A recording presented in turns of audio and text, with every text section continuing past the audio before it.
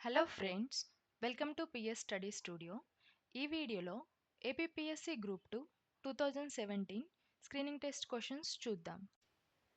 అత్యవసర పరిస్థితి సమయంలో కూడా ఈ క్రింది హక్కు తాత్కాలికముగా రద్దు చేయబడదు. ద ఆప్షన్స్ ఆర్ ఆర్టికల్ 21 కింద హక్కు, ఆర్టికల్ 19 క్రింద హక్కు, ఆర్టికల్ 14 క్రింద హక్కు, ఆర్టికల్ 22 కింద హక్కు. The correct answer is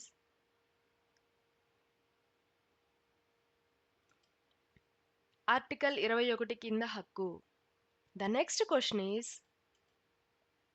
2015-2020 కాల వ్యవధిలో పంచాయతీలకు ఇచ్చే గ్రాంట్ ఇన్ ఎయిడ్ని 14వ ఆర్థిక కమిషన్ ఎంత మొత్తంగా సిఫార్సు చేసింది?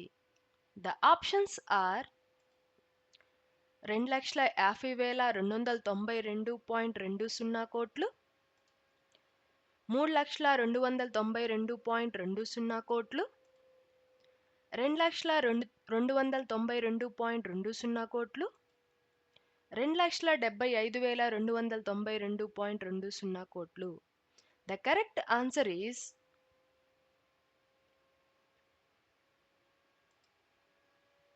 2,292.20 కోట్లు. The next question is నల్ల మందు సాగు ఈ క్రింది జాబితాలో ఉన్నది. The options are కేంద్ర జాబితా, రాష్ట్ర జాబితా, ఉమ్మడి జాబితా, అవశేష అంశము. The correct answer is కేంద్ర జాబితా. The next question is రాజ్యాంగాన్ని సవరించడానికి పార్లమెంటుకి కల అధికారానికి ఎవరు పరిమితి విధిస్తారు? The options are అత్యున్నత న్యాయస్థానము, పౌర సమాజము, రాష్ట్రములు, రాజ్యాంగము. The correct answer is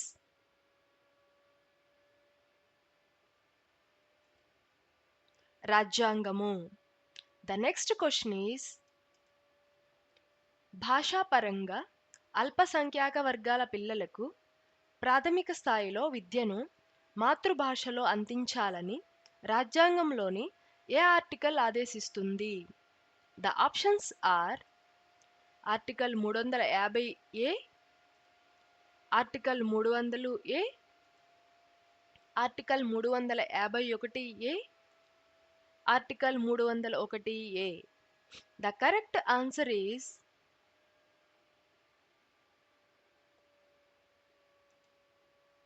article 350A. Thanks for watching.